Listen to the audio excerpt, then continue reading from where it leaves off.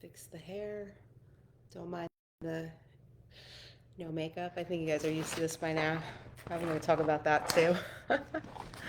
Okay, yay! So we are live on Facebook and we are live on Zoom and we are recording. So let's get started. Okay, so I'm super excited. I just got back from a week-long meditation retreat with Dr. Joe Dispenza. I'm so excited because most of you were here with me back in March when I came back from the first weekend progressive retreat. I want to show you, this was a brand new notebook that I started when I left for this retreat. And this is how much information I took in for the time that I was there.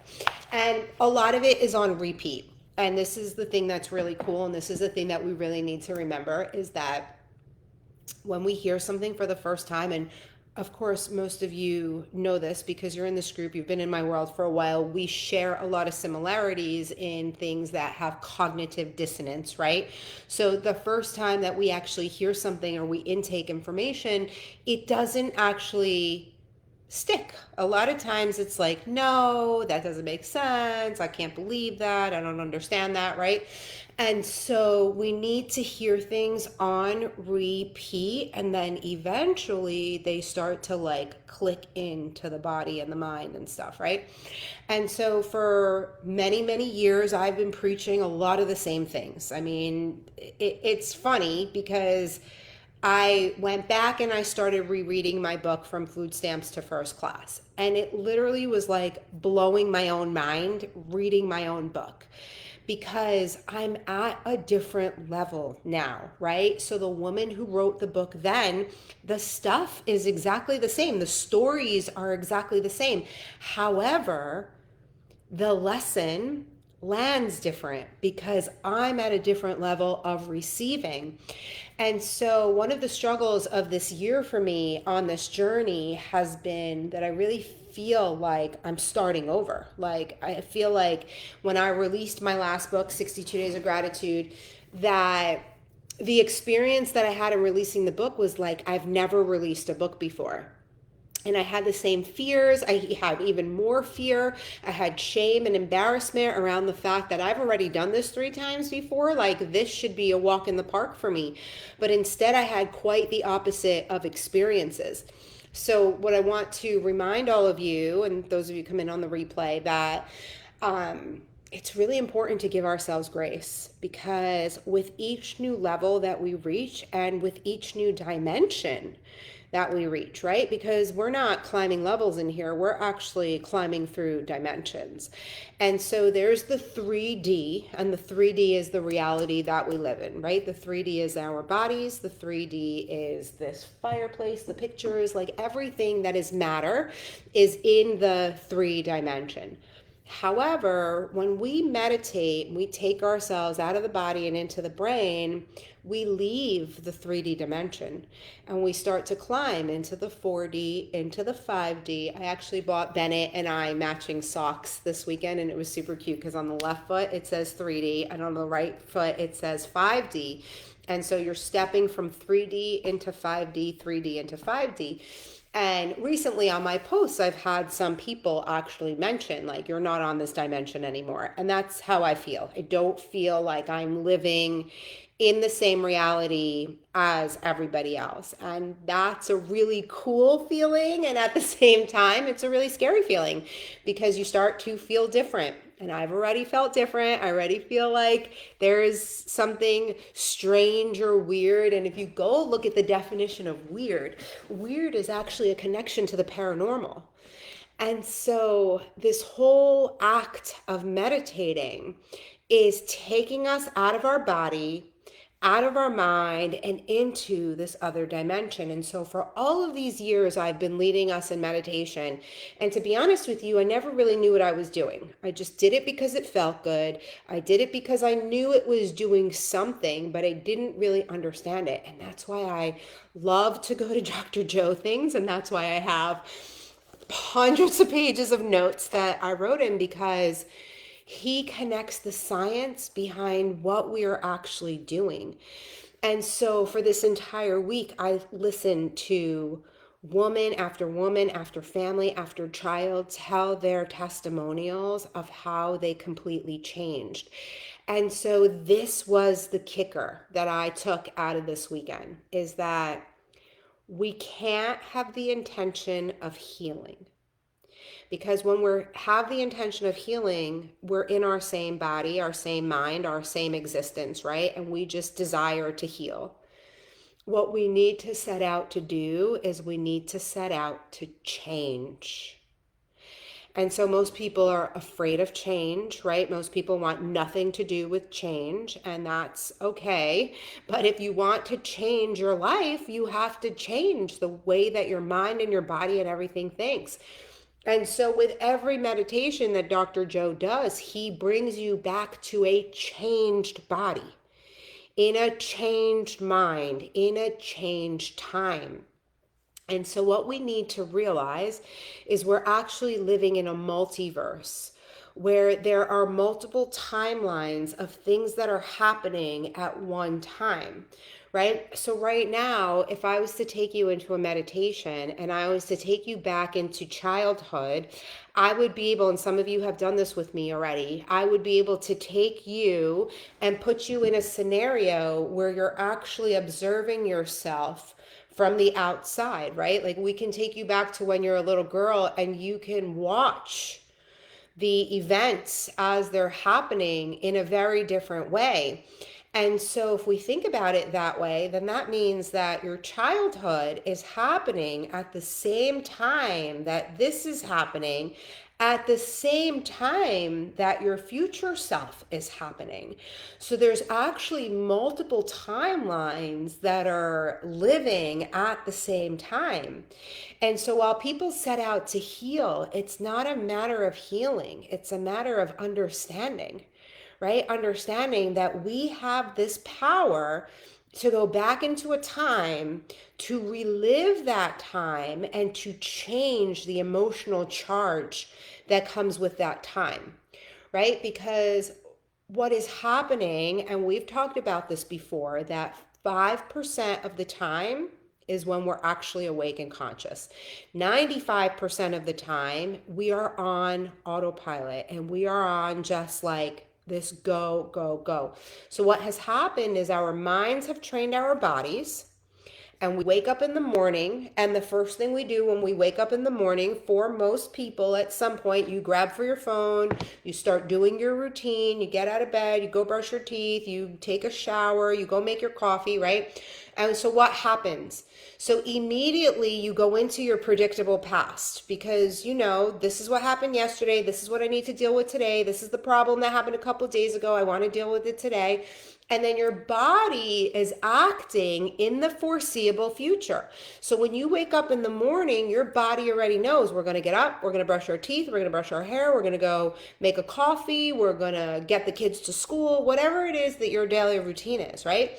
So the body is constantly in the predictable past or the foreseeable future, right? And then in this group at 5 a.m., hopefully when I'm not late, we go and we look at our daily post, and it brings us into our consciousness now, right? Because I'm forcing us every day to take a look at the things that we're going to work on right now. We're not worried about the past. We're not worried about the future. Sometimes we worry about the past because we're going in to make the correction of it, right? But our body is being controlled by emotions, right? So we get addicted to these feelings of emotions. So for some of us, we are addicted to very bad feelings of emotion, right? We're addicted to anxiety. We're addicted to stress. We're addicted to being busy. We're addicted to not feeling good. We're addicted to these things. And so Dr. Joe spent this whole week saying that we have to train our animal.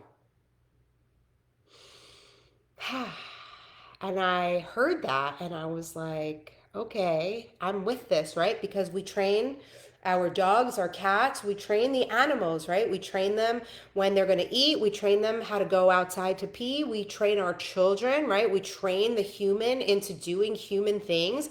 And so right now, we also have to train our human. to what we want it to be doing, right?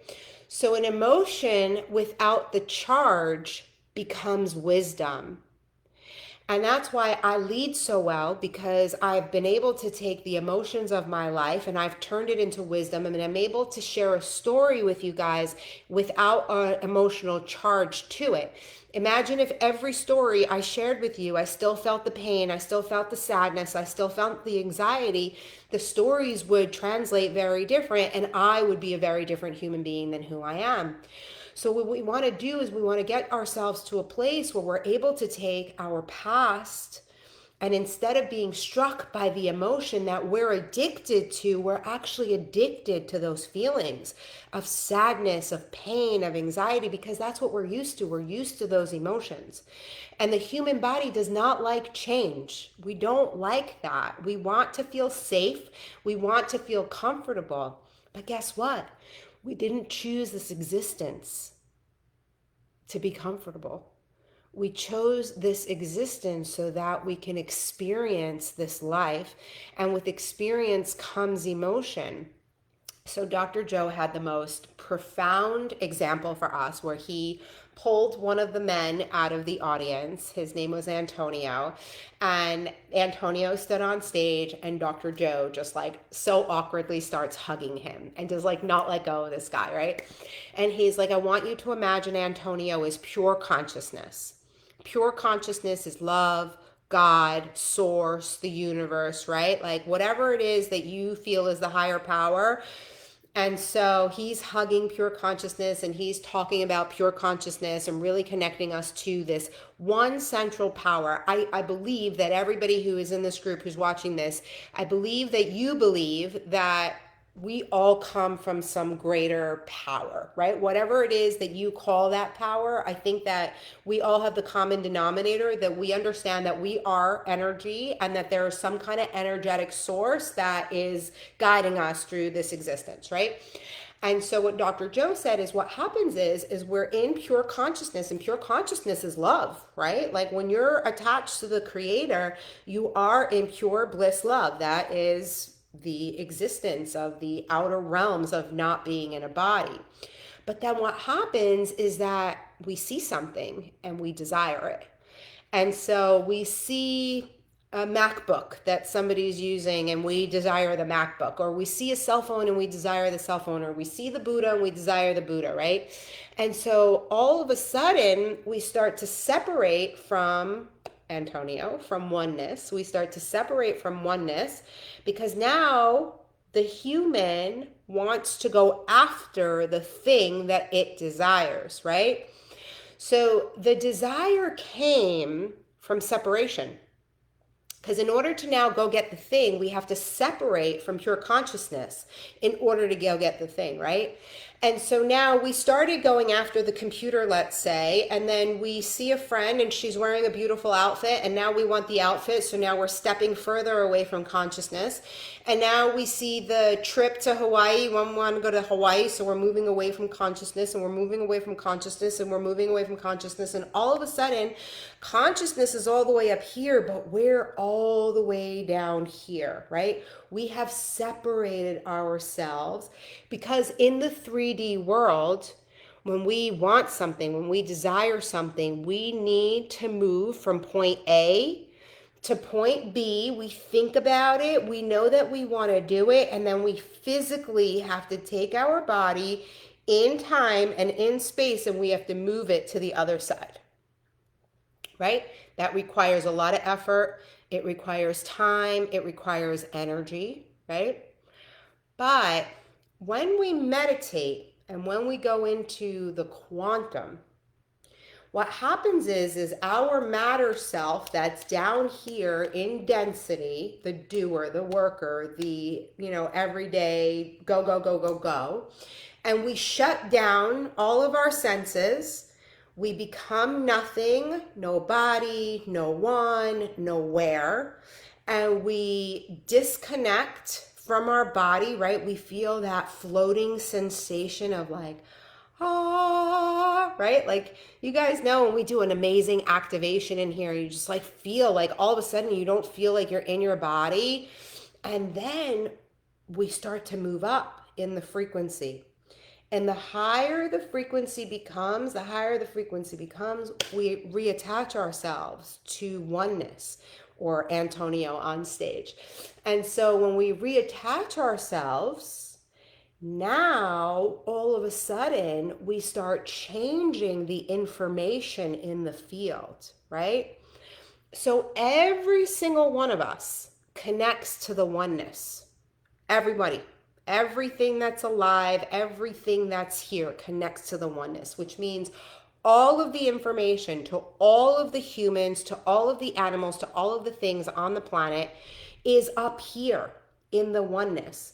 And so when we take ourselves out of our bodies and we put ourselves into meditation, we're connecting to the oneness, and what we're doing is we're changing all of the information in the field.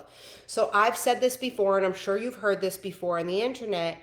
It's not your responsibility to know the how, right? We're not supposed to know how we're going to do it, but what we need to know is that we believe that we can change in order for it to happen.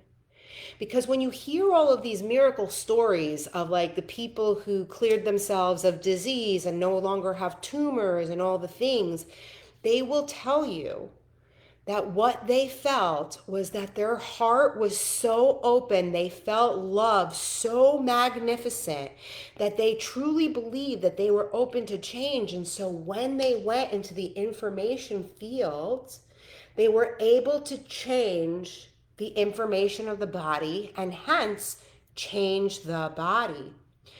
And so for all these days, Dr. Joe connects you to the science. So what's really cool is he showed this example of like a stereo, right? Like music is sound frequency, right? So you have a stereo speaker that's bouncing.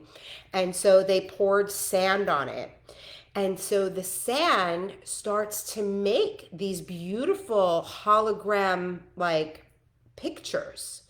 Without you doing anything, you're just pouring the sand on it, and all of a sudden these holograms are coming together. And so when we go up into the field of matter, when we take ourselves out of matter, we go up into the field of frequency, into the information. What's happening is we're changing the hologram of who we are. And that's why you disconnect from the how. Because you hear it all the time, especially in the coaching world. It's like the woman who makes $1 million overnight. It didn't happen overnight, right? It's taken time for that hologram to actually reconfigure itself for that to happen. But the reason why it's happening is because that person is opening their hearts. So a lot of the meditations this week was opening the heart and then connecting the heart into the brain. And then when we connect the heart and the brain and we get a cohesive energetic, well, then we're no longer in our body. And then we can change the physical body in order to manifest the desires that we've been desiring. And so I have this one friend from the online world. Some of you might actually know her, Kat. We're going to do a live here later on my page. But Kat is a homeopath. And we met at some point during COVID. She did my gratitude challenge. She actually shared with me this week how she was very depressed when she first found me and how she was ready to take her life and she was suicidal and all the things. And then my gratitude challenge really shifted her existence and really helped her to refocus. And then eventually she ended up with Dr. Joe, which was like really a cool thing for me to hear. But with that disconnect, it's like, when we're feeling suicidal, when we're feeling depressed, when we're feeling anxious, the reason being is because the heart has stopped connecting to the brain. That feeling center stopped connecting. And so now we're just in our head. And when we're in our head, we're disconnected from oneness, from love, right? And that's why people experience depression, anxiety. And from my own personal experience, for all the years that I dealt with depression and anxiety, for sure I had no connection with God. there was no connection with God for me for a very long time. But yesterday, one of my breakthroughs that I've had since this is that, I've been in the healing realm for a very long time. And when I first learned Reiki and I learned that I was a conduit for this energy, in Reiki, they teach you to pray to the Reiki gods and the ancestors and whatever. And so I sat with my husband last night and I said, I've been a conduit, I've been a channel for God for a long, long time. Like even before I really knew and understood that it was God that I was channeling, I've allowed myself to be a servant to it. And so these last few years, I've really been lost, like, not really knowing what I'm supposed to be doing. From the outside, I look very successful, right? Like the brand is there, everything looks like it's there, but there's always been like this little piece that has been missing. And so during Dr. Joe's retreat, and I wrote a post about this the other day, but he does these coherence healings, and I didn't really know what that was before coming, but you get to decide whether you want to be a healee or a healer. And there was 1,900 people at this retreat, and the man literally anointed 1,900 people in 3 minutes. I was like blown away. I mean, we obviously spent days preparing for this coherent healing. We didn't do a healing until Friday. The retreat started on Saturday. And everything was about opening the heart, right? We've really been doing a lot of heart openers and really feeling and building the love in the room. And it was wild because the day before we did the coherent healings, during the meditations, there are people who have reactions and there is noise in the room. The people yell, people scream, people laugh. And so at this one point, this one woman started giggling. It started this giggle fit, like because our consciousness, we were so hooked into each other. All of a sudden, half the room was laughing.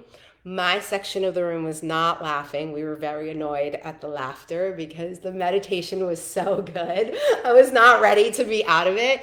And I knew if I started laughing, it would have rippled like a whole nother because I have one of those contagious laughs. But we start to raise the frequency of everybody that we're with. And so when we went in to do our coherent healing, the first one, I had met these women I became very friendly with. One was a pranic healer, and I was like, oh, imagine us together with somebody, like what a shift we would get. So we really tried to be together for the healing. Of course, I get separated from my group. I get placed with this man. We're told that we're not allowed to touch the healies or, any communication unless they come to us. And so we did our thing with our hands. We didn't touch them. We just beamed our hands on them. And then Dr. Joe was like, when you're done, bring your hands back. So when we were done, I was not done. I was like, I'm not done. I need to keep going. This guy is not healed. Like, I just need to keep going. So I waited for him to make eye contact with me. He thanked me. I kneeled down next to him. I asked him, are you okay? And he said, I've had something stuck inside of me for the last 15 years. And so I asked permission to touch him. He allowed me to touch him. And I was intuitively led to put my hand over his lung and his heart and one behind him. And I sat there with him for like 5 minutes while Dr. Joe spoke. When I was finished, when I felt complete, I let go. He got up, left the room, came back, gave me a hug, told me he would email me. The next day I saw him. I asked him how he was doing. He said to me, you were divinely placed next to me because I haven't been able to breathe out of my left lung for all of these years. And so you were placed on my left side and then you came over, right? It was like, and I have chills telling you the story. And I really realized over the last few days that I miss the aspect of healing. I miss the aspect of doing that. And the whole healing realm, it gets crazy because for a long time I was told I wasn't allowed to call myself a healer, that when you call yourself a healer, that's ego and blah, blah, blah, blah, blah, right? And I get stuck in what I'm told and what like reality is. But the reality is I'm a healer. The other reality is that I am God and you are God and we are all God. The only thing that is separating us are these bodies. Once we take the body away, then we are pure consciousness. All of us, we're pure consciousness. We all come from this source of light. And the only thing that separates us is the body. And once we're really able to grasp that, that's when everything starts to shift. Now, I know if Jesus is your savior, that is going to be a hard thing to grasp. So just allow for this as much as you can, right? I'm not asking you to change your beliefs or anything. I'm just asking you to be open to the fact that you are a creator, you are a miracle maker, you are magic, you have the power of Jesus. Just like Dr. Joe anointed, and I'm going to call it anointed, right? Because Jesus anointed his 12 disciples within a heartbeat. They believed that they had the power to go out and heal. I watched Dr. Joe do the same thing. I watched him tell an entire room of people that they had the power to heal. And I'm sure that there were people in that room that were like, I don't have the power to heal. What the fuck is going on right now, right? I'm sure. But me? I was like, bring it, like, bring it. I know I have that power because I've already practiced in this realm, right? I've watched it happen. But then the monkey mind has said to me, no, that's not you. That's not you. That's not you, right? But of course it's me because I am God. I am one with God. I am oneness. I am love. I am that connection. I am a vessel. I am a channel. It's not me. We're co-creating. It's all a co-creation. And so when we start to realize that, you become empowered in your life as a human, and you understand that everything that has happened thus far, you have attracted. And you've attracted it because you've been on the level of matter. And the level of matter is such a low frequency that all the bad stuff happens in the low frequency because we get stuck down here and we forget. We forget about the higher power. We forget about the higher consciousness. We forget about this higher love because we're stuck in our predictable past or the foreseeable future, which is why it's so important to become aware and conscious every single day, every single day, every single day. And then the other thing I really wanted to hone in on today, which I did a live the other day. If you guys missed it, definitely go check it out. I did a live the other day. It's about the 99% and the 1%.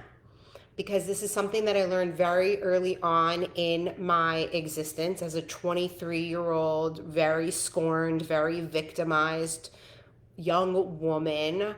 I heard the concept of this is only 1% of reality and 99% of reality is the unknown, but I didn't really understand that. I didn't understand how to tap into that. I didn't really get it. Then I was introduced to gratitude years later. I was rock bottom. I didn't have a choice.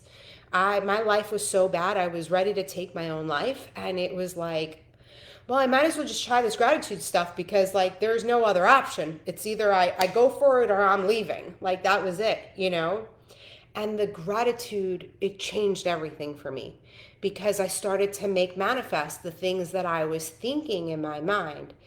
Now, had I had Dr. Joe 20 something years ago, oh my God, I can't even imagine where I would be right now. I'm like, beyond excited to know where I'm going to be a year from now, 2 years from now, like now really being hooked in and really understanding. And the most powerful thing that Dr. Joe said this week for me was that the 99% is the brain of God. And so why wouldn't we want to tap into the brain of God every single day, right? Like, why would we not make time to hook into, like, if you knew for sure, for 100% certainty, that if you close your eyes and you do some breath work and you balance your body and you can remove yourself from your body and you can go up into the ethers for just a few minutes and tap into the brain of God, wouldn't you want to do that every day? Of course you would want to do that every day, right? Like when you hear it like that, it's like, damn, I should be spending 4 hours every day. And one of the most powerful messages I received this week was, what if you spent all of your time in personal development in meditation? And so I legit spend 10 to 20 hours a week in personal development. And I turned to my husband and I'm like, can you imagine if I was to meditate 10 to 20 hours a day? Because the truth is that we seek out personal development because we seek out answers outside of ourselves, right? but really the answers are within us. And so, how many times over the years in personal development did I have a mentor tell me, that's a crappy course? Nobody's going to buy that. The name sucks on that. I don't like that idea. Right? And here I'm being dropped in messages from God, from source, from the divine, and I'm listening to another human telling me what I'm supposed to be doing and not doing. How silly is that? Now, we need to be guided because we don't know, right? But now I know. And so the other really cool thing about Dr. Joe is he shared a little bit of his personal story with us this week, which I've never read his stuff. Dr. Joe has always been very divinely guided for me. I know at this point in my existence that normally when somebody triggers me really hard, that it's somebody that I need to pay attention to. And when other people are having a really amazing experience with someone or something, that it's something that I need to pay attention to. So that's how I live now. And so with Dr. Joe, I've been in these masterminds with women who I've seen have had massive shifts. Like someone's husband went to a retreat, came back without cancer. Somebody went to a retreat, had like a $100,000 launch afterwards. Like the changes have just been like, whoa. And so throughout all these years, I have tried his meditations. I have tried to listen to him lecture. Nothing. I could not. Nothing connected for me. But I kept him on my radar. I kept him in the ethers. And then last fall, I got the intuitive hit to go look at his website. What I had decided for myself was maybe I needed to go to an in-person event with him, and maybe in person something would shift for me. And so all of his retreats are normally sold out. They're very hard to get into. And so in the fall, I had this intuitive hit to go look. And they had this weekend progressive retreat in LA. And so it had been years since he had done a weekend retreat in the US. Normally he does those abroad, and for the most part he doesn't really do those weekends. He usually gives you a video of the weekend to watch before you go to the 7-day. So of course there were tickets. I called my husband. I'm like, we're going to this, because last summer Dr. Joe had released this documentary called The Source. And in The Source, it's all science. There is nothing mystical in it besides for the mystical happenings, but everything is backed by science. He has testing going on every single thing that he's doing, which is so wild. So out of 1,900 people, there were 79 people who were attached to monitors and did spit tests and stool tests and all the things to be a part of these research studies. So it's when you talk science, like people normally listen, it's like, oh, well, it's science, so let's listen. When you talk mystical, people are like, oh, well, that's some woo-woo shit. I'm not going to listen to that, right? So the beauty is that he blends it all together. But when he told us his story, he said that it all started by reading the autobiography of a yogi. And I was like shocked when he said that. I was like, really? Like that's how it started? And so he said that like somebody in the medical world that he really respected. Now, a little side note, he was always into physics and, that kind of stuff before. So he already had a brain to like, there's like mystical things out there, And so he got this book, and he was Sicilian. He is Sicilian. So by his religion, by his upbringing, by everything, the autobiography of a yogi was like very much against everything that he knew and understood. And so he's like, I was so mad at this guy for giving me this book and this information. Like, what was I supposed to do with this? And so he started learning. He started doing yoga. He started doing breath work. Then he ends up in like grad school. His 3 roommates all sleepwalk. And so he's watching them every night, like bump into each other and fight with each other and all of these things. And he said he was walking on campus one day, and there was like one of those boards where you pull the number off, and he pulled off the number, and it was like how to teach yourself how to be hypnotized. And so he started playing around with this, and he started hypnotizing his roommates that were sleepwalking. Can you imagine? I can like only imagine. He was so funny telling these stories. And so he ended up going into hypnosis. He opened up a practice and he was seeing like major things happen. And then he ran a triathlon and he got hit by a truck and he was paralyzed from the waist down. And so this was such a profound moment for me because a lot of things that I believe happen in my life, like having a vaccine injured child, like I believe that that happened because I am supposed to be a voice for medical freedom. And had that not happened, I wouldn't have gone that route, right? And so for Dr. Joe, he knew the mystical, he understood it, but I think he had a hard time actually believing it. And so God was like, all right, well, I'm going to paralyze you from the neck down and let's see what you do with this. And so he told the hospital, I'm not going to put rods in my spine. I'm not going to be in a wheelchair. I'm not going to do this. I'm going to go home and I'm going to try to do this on my own. And so he literally went vertebra by vertebra by vertebra and started correcting the things that were wrong in his body. And he said that in the beginning it was so hard because he kept seeing himself in a wheelchair. And he's like, so what did I do? I had to start over.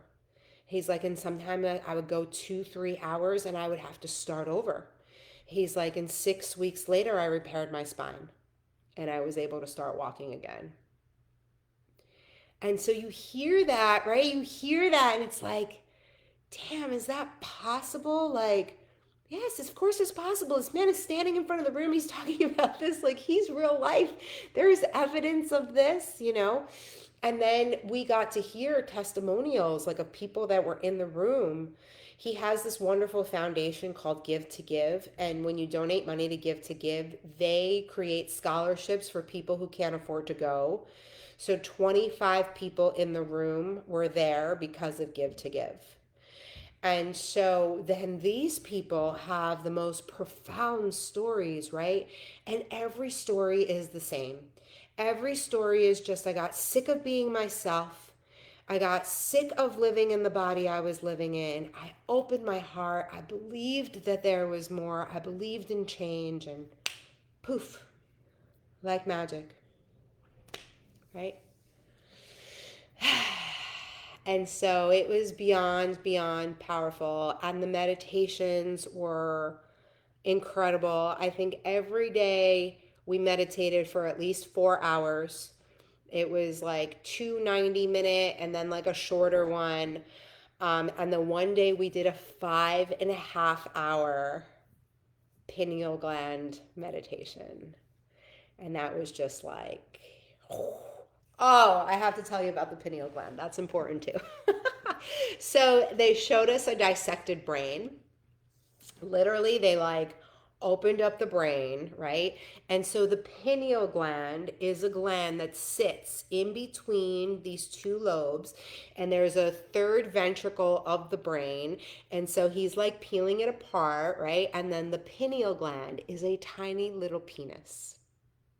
That's what it looks like. This tiny little penis, and the third ventricle looks like a clitoris. And so now I have the most phallic image in my mind when I am doing the breath work, which we'll practice today. I'll do it with you guys. But what you literally want to imagine is you are arousing the pineal gland. You want to wake that up in your brain, right?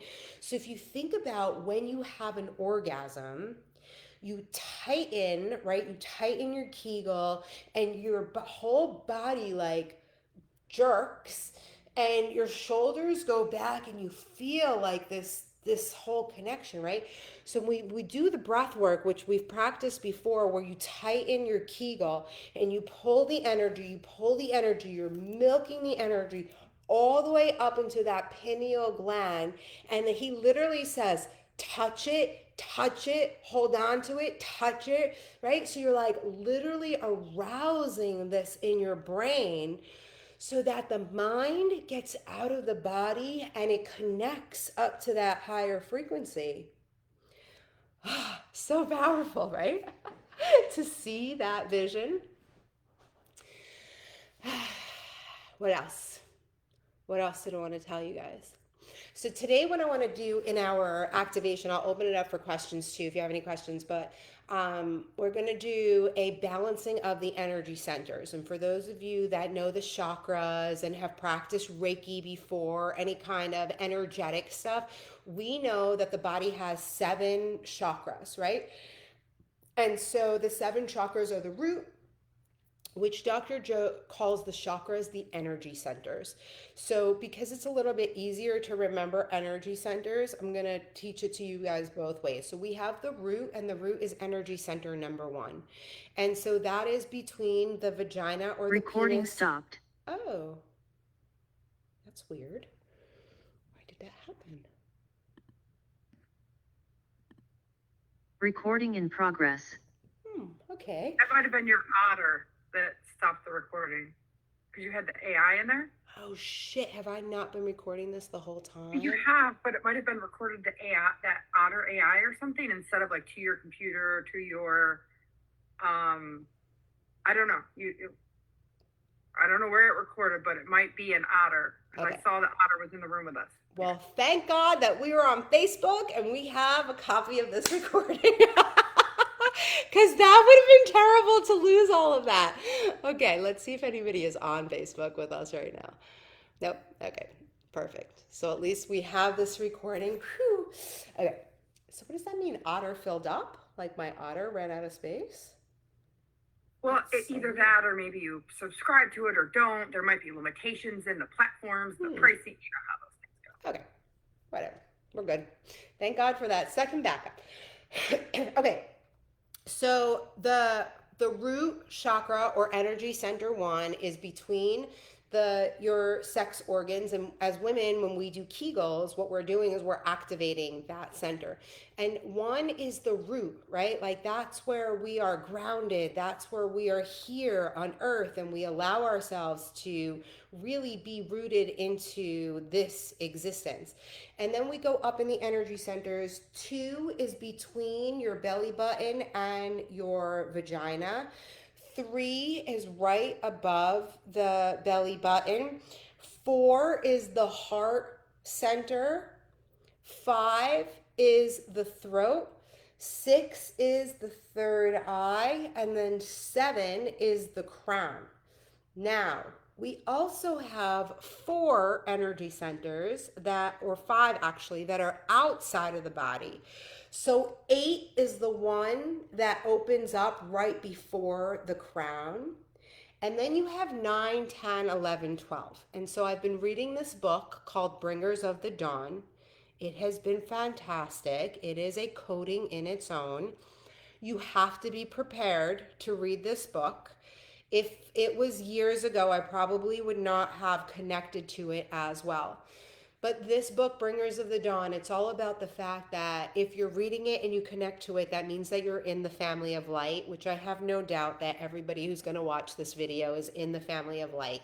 And so when you are in the family of light, you start to understand that there are many gods, not just one source God, that there are many gods that are controlling us. They are called the creator gods.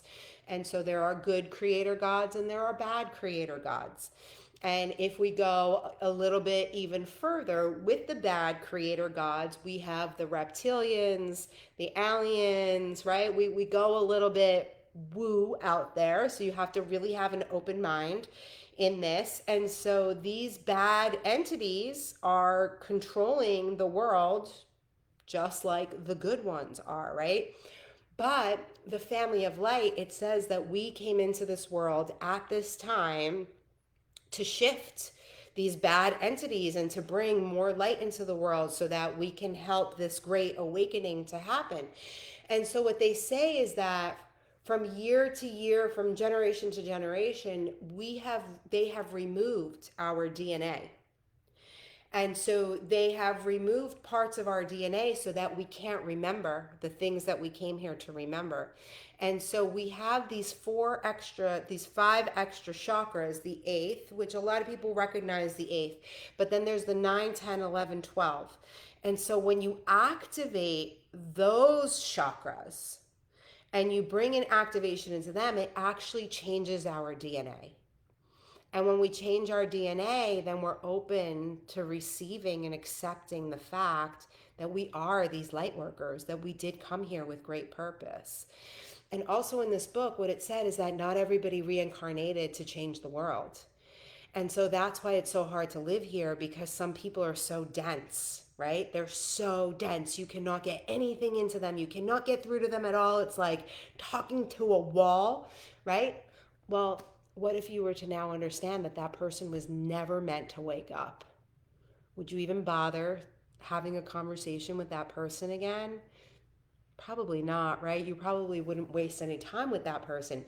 So this has been so powerful for me to read this, because I used to have this master thought that all people are stupid. Then I learned human design. I'm like, okay, all people are not stupid. We've got our one lines that ask a lot of questions, and we've got our two lines that are not self-sufficient, right? And I really started understanding humans. And then it's gone one step further where, okay, like this person isn't stupid. This person has chosen not to wake up. This person has chosen, because this existence that we're living in is so powerful and so amazing that they want to live in this lifetime, but they don't want to be a part of the anything, like they just want to be a part of existence. And so these last few weeks have been like just so profound for me. The fact that I went to this retreat during my birthday, for those of you that have been here for a long time, you know that my birthday is a very big deal. I make it a very big deal. But something that I realized in the week that I was away was that I think I used to throw myself the birthday parties to self-validate myself, to be seen, to be recognized, to have the things that I wasn't able to give myself. And so it would make sense that I've been meditating every day since March 14th. And now my strongest connection is my connection with God.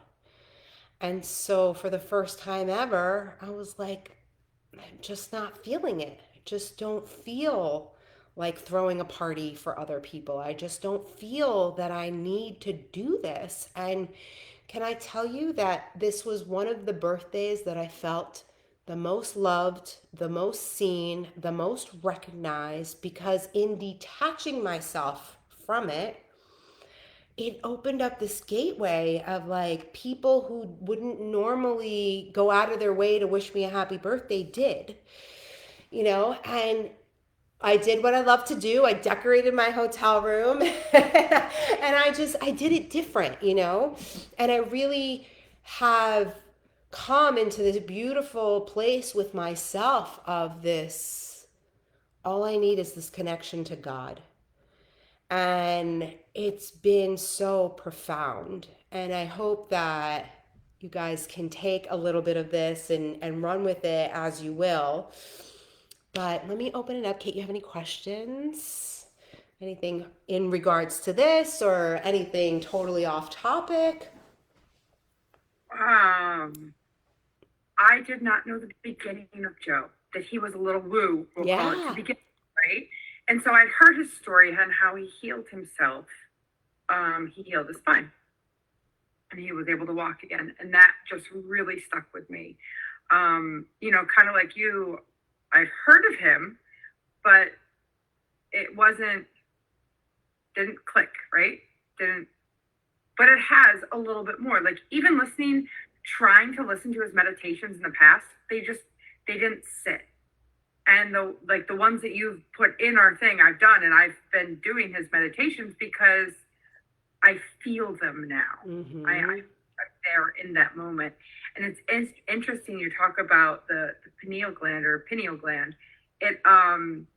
had a friend, I was trying to find the information from her that sent me this information about energetic orgasms. Oh, and she's like, oh, you need to look into that. She's like, why have an orgasm anymore when you can have an energetic orgasm? Like, come on.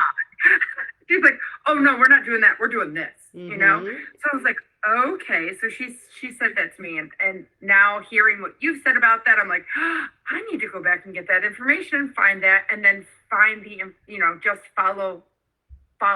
because that's what I do. I follow the information. Mm-hmm. So it's like all these little things come up. I don't know the book you recommended. I've seen before. I don't know where. Someone has showed me that book before, and I've never read it. So I'm like, all right, throw it in the cart. It was going away next week. Perfect book for vacation. Maybe. Perfect book. Yep. Why not? And it's just all the synchronicities that I was never opened up to because I was so architect brain, ego brain, black, white, straight lines, whatever. So to open and follow now, it's not as scary as it once was. Right. And it's just more of leaning into it because I got my Reiki and it was fine. I got my Reiki, but I don't really have any desire to get any more because I feel like I've already done it. Yep. And I'm just like, that's not where I need to be. But then I met this other woman that was like, oh, I don't do like earth Reiki. I do like cosmic, outer world Reiki, like, quantum 3D stuff like that. And I'm like, yeah, that's what I need to be doing. I don't know why, but I'm just like, I need to know more about that. And so there was a reason she was next to me at this expo that I was at was because I needed to connect with her about this. 100%. So, it's just the synchronicities and being aware and paying attention. And I love it so much. So thank you for bringing it so all to our attention and sharing your experiences because I totally agree with you that we are all on a similar path of things. And I know I'm a healer.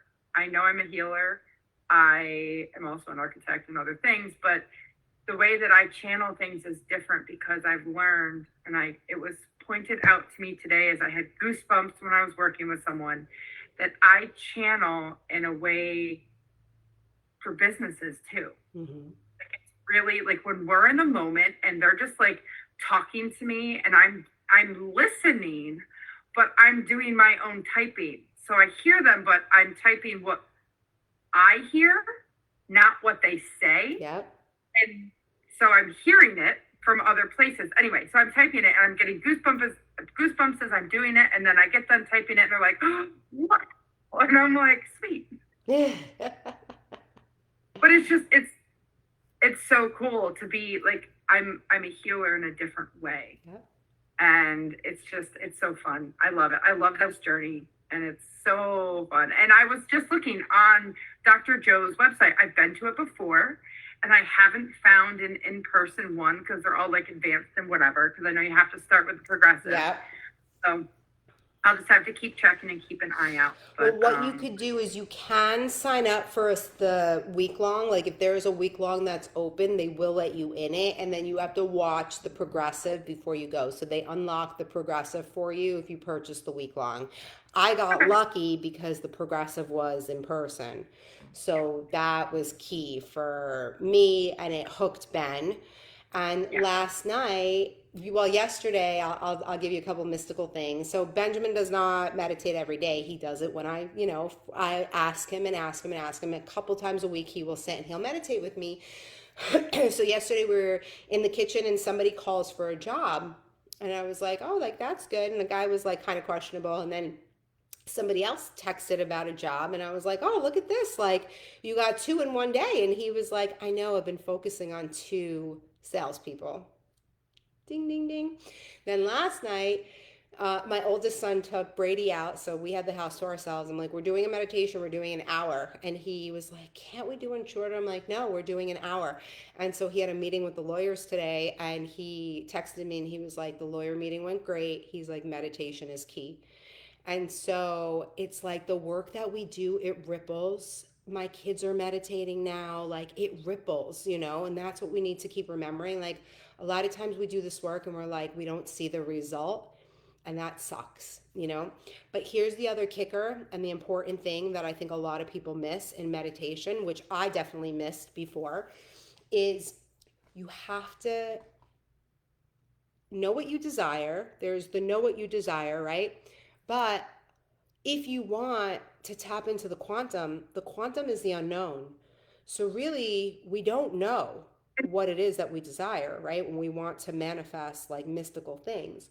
So what we need to do is we need to attach ourselves to the feeling and the emotion of what we desire, right? So it's like if you're trying to heal your body, if you have a health condition, what is the feeling? You want to feel whole, you want to feel complete, you want to feel healed, right? So those are the emotions that you want to go into it. Not, I want to heal my body by the end of the week. Not, I want to heal this condition so that I can go do this, right? But I'm healing this so that I can feel this feeling in my body, right? If it's love that you're manifesting, if it's a partner, right? It's not tall, dark, handsome, like that's the guy that I want. No, it's I want to feel companionship. I want to feel love and overflow. I want to laugh. I want to feel joy, right? You want to feel the result. What is the result? So when they say act as though, I'm really starting to understand what that means. That doesn't mean you have to go buy the thing or whatever. It means that you have to be in the emotion of it, right? So it's like when I was manifesting Ben, I remember this clear as day. Like I would lay in my bed in my apartment and I would feel him. I didn't see him. I would feel him. I would feel what it would feel like when he would show up to my apartment and pick me up. I would feel what it would feel like when he would take me shopping. I actually had visions of him taking me shopping. I would feel what it felt like, right?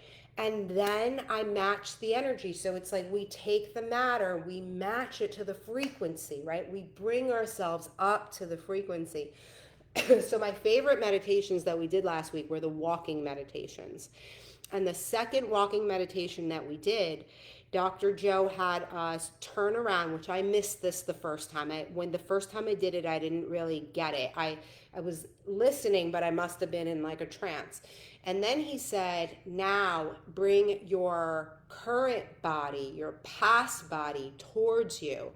And I'm like, oh, I don't want to do that. I don't want to do that. Why are we doing that? I started resisting what he was asking us to do. But then, and then afterwards you talk about it. So I was talking about it with my friends and one friend was like, oh, same. I did not want my whole body to, right? But then I did it here. I did the walking meditation, that same one. And I realized what he said was now turn to your new self and bring your old self to you, right? So when you're in matter and high frequency, what you're trying to do is you're trying to bring your old body to match your new body, the change body that you're going back to. So that's why he had us turn around and then match the frequency from behind us to push us forward. So I thought that was really cool. So I'll incorporate some of those too in the meditations that we do here. I think there was one, and I must have gotten it from our group, that did something similar because I remember that moment when it happened. I felt almost like I had to catch my breath because I was like, it was like this shockwave, right? For lack of a better term, it was almost like a shockwave. It was like, oh my, like, wow, that just happened. And it was really, because it's definitely, I'll go find what that meditation was. I don't know if you remember offhand, but it was definitely one of the ones in our group. And I did it and I was like, oh no, I don't remember. That's cool. The ones that I've dropped in the group have been really good ones. 3rd. I think it was the one from July 3rd because I went and commented on it. Oh, okay. I'm going to go do it again. I'll do it again later today. Yeah. Then let us know.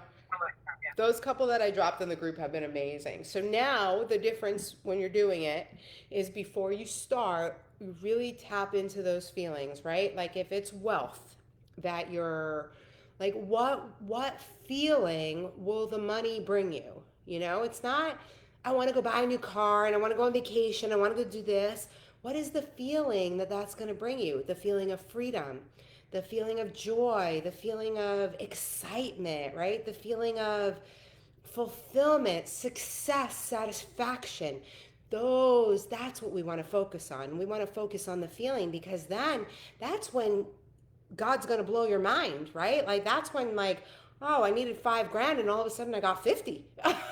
Like I was manifesting a house and I got like a guest house on top of the house, right? It's like now you're in the unknown. And if we're in the unknown, we want to live these magical, mystical lives. We don't know.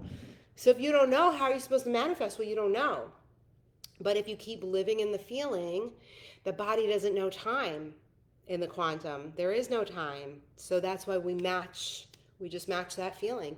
And so I've been crying every day. I think because Bennett is at sleepaway camp, that's been helping. But I've been crying every day and I love it. I used to hate crying. I was not a crier at all. But then I was very angry and like very emotional. And now I let myself cry. I let myself feel the feelings. I let myself feel the feelings of love that comes out of the tears, out of the sadness.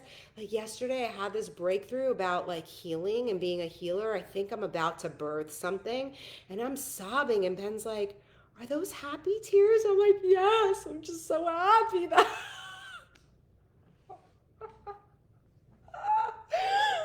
But it's like, because I'm so connecting to God, there's nothing more beautiful than that feeling, you know? And I think that's huge because I was always a crier. I was always the one they're like, oh, there she goes again. 6 years old crying at Charlotte's Web, right? I feel things so deeply that I didn't understand, and that was a lot of what I did was to shut that down in my 20s. And so the fact that wow, look at my lunch. Ooh. Thank you, sweetheart. Look at what you just manifested. I know, right? Thank you. And it's just that emotion. I really enjoy feeling it now that I know it's that roller coaster, right? You want to feel that emotion, ride that you're being rude.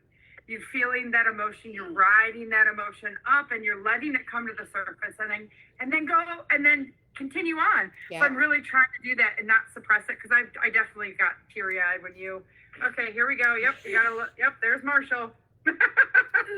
Thank you, sweetheart. So cute. But yeah, thank you. You're welcome. Yes. You're welcome. Because it's okay to cry. It's okay to cry. It is. It's okay to cry. And we have to feel feels. Because if not, we're storing the emotion, and I didn't realize that. I didn't realize that that's why I was always so angry because I wasn't processing the sadness. I wasn't processing the fear. I wasn't processing the happy. I was just suppressing everything, and then I would just explode. And so now I'm not exploding anymore. I'm able to feel the feelings and move on. That's why I like stop wearing makeup because I'm like, I might cry. I don't care. I'm like, whatever, you get what you get. I might cry today. So, all right. So let's practice a little breath work. Are you down? You still have a few minutes? Okay. So the breath work. We're going to inhale, release a little bit. When you inhale, you're going to lock in the root. You're going to do the Kegel.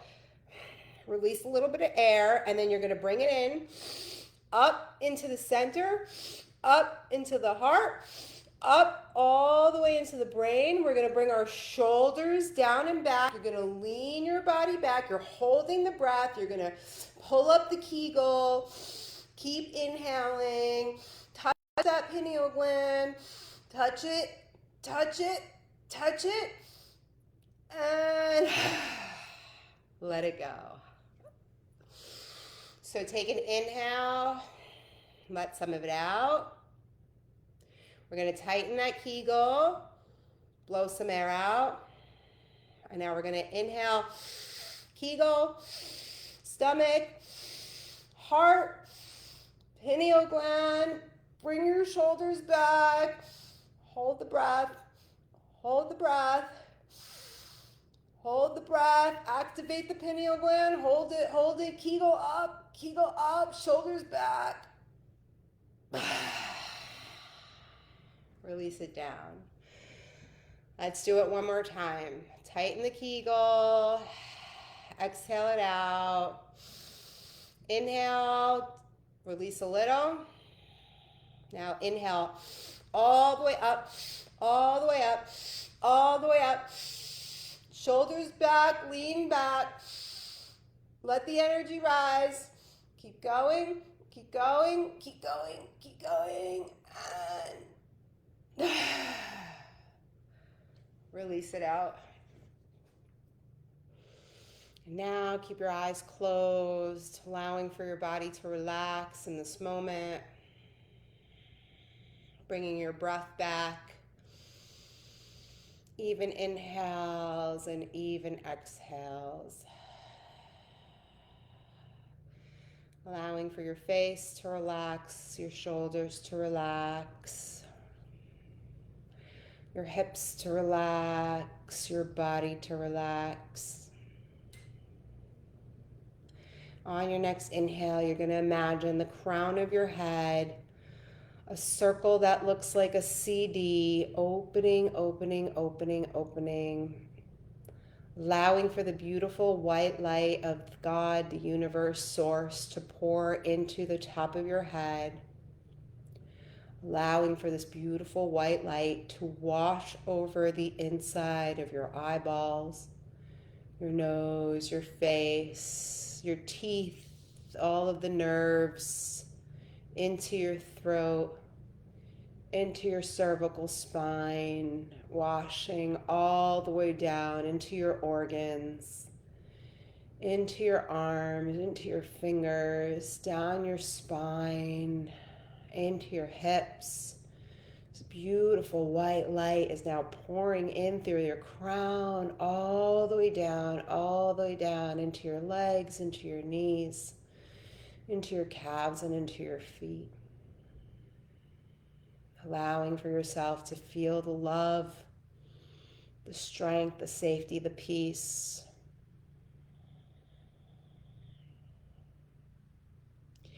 And on your next inhale, you're going to concentrate down where we're just doing the breath work in the root area, energy center 1. And you're going to imagine that CD opening, open, open, open, matching the crown at the top of your head, balancing the 2. Allowing for the circuit of white light to go between energy center 1 and 7. And when you have that root center open, we're going to travel up to energy center number 2. Located right below the navel. Allowing for that energy circle to open, open, open until it is aligned with the root and the crown. Allowing for those 3 energy centers to spin on their side axis, allowing for the energy to move. On your next inhale, we're going to open up energy center number 3. Number 3 is located right above the belly button in the center of your stomach. Allowing for that center to open, open, open, spinning on its side axis. 1, 2, 3, and 7. Spinning in tandem. The energy is open to receiving information, recoding. And on the next inhale, you're going to imagine the 4th center, the heart, opening, opening, opening on its side axis, matching up to 1, 2, 3, 4, and the crown. Spinning, spinning, spinning, balancing the whole lower half of your body, balancing those energy centers. And on your next inhale, we're going to imagine energy center number 5 in the throat. Opening, opening, opening. Wide, wide, wide. For some of you, this one might be hard. Letting it spin on its side axis, matching it up to 1, 2, 3, 4, and 5, and 7. On your next inhale, we're going to go to that 3rd eye where the pineal gland lives behind, and we're going to open up that center. Open, open, open. spinning on its side axis, matching it up to 1, 2, 3, 4, 5, 6, and 7. All of them spinning, all of them opening.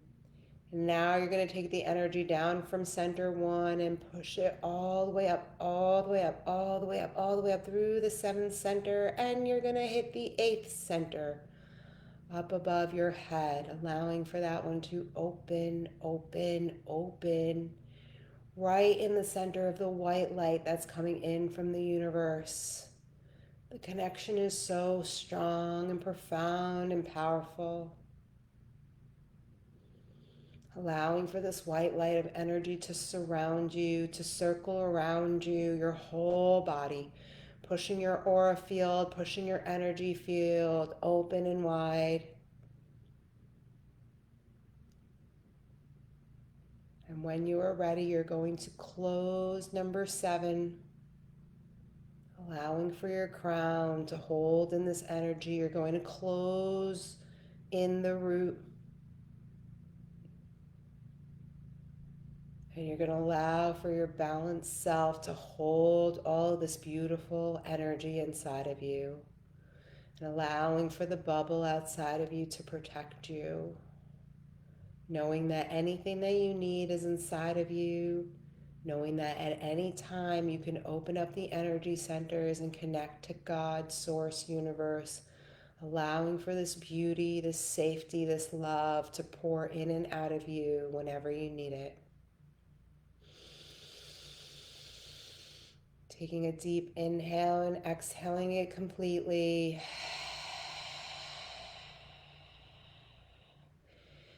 Taking a moment to sit into this energy, to feel the love, to feel the protection, to feel the safety.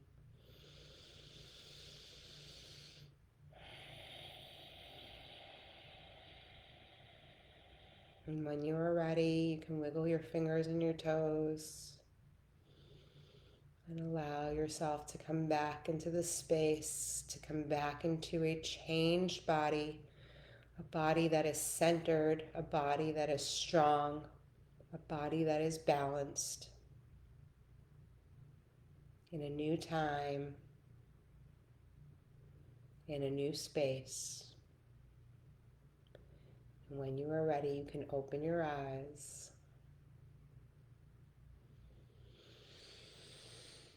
So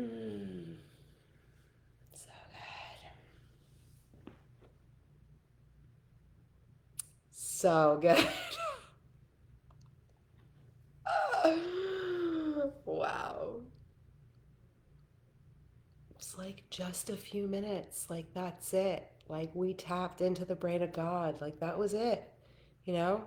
Now imagine if you just longer, a couple times a day, we tap into this, tap into this. Yay! Well, thank you for joining me live. I have one question. What do? You said you talked about a walking meditation.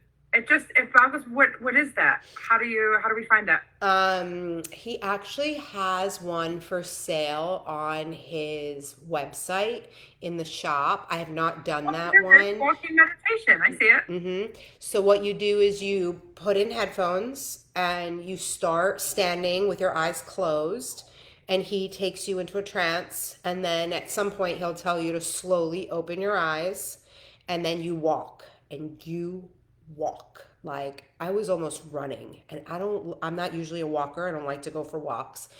But you're walking towards your future self, and it is profound. And it's like an hour and 10 minutes, and then you stop. At some point he makes you stop. So wherever you decide to do this, it's kind of interesting because if you I shared a reel the other day from Denver of all of us doing the walking meditations. And so at certain points you stop, and like wherever you stop and you close your eyes. So if people are watching you, they're like, what is happening? Why is this person like staring at a wall right now?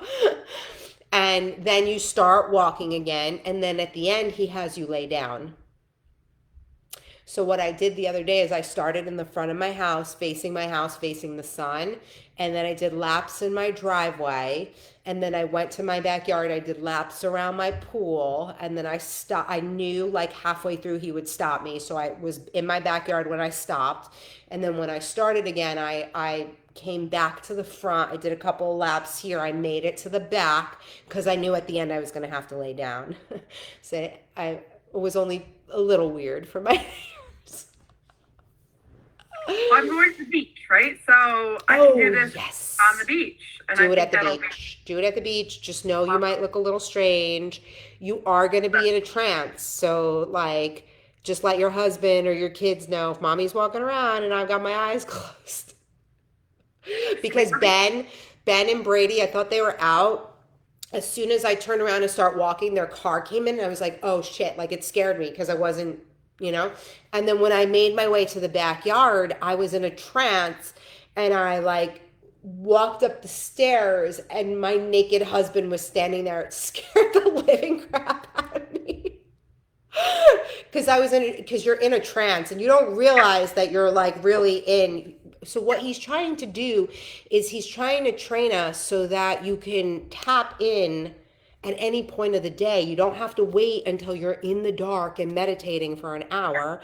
The point is like to be able to stand and wash dishes and be able to take yourself into tap in, you know, like however many times a day you can tap yourself into the frequency of source.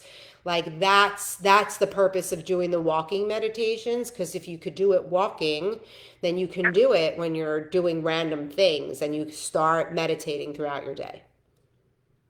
excellent. I'm gonna totally get one of these for the trip. Thank you. Yay, let me know how it goes. Thank you for joining me live. Thank you for everybody on the replay. And I'll see you guys in the group. Bye. Recording stop. Bye, Facebook. Love you guys.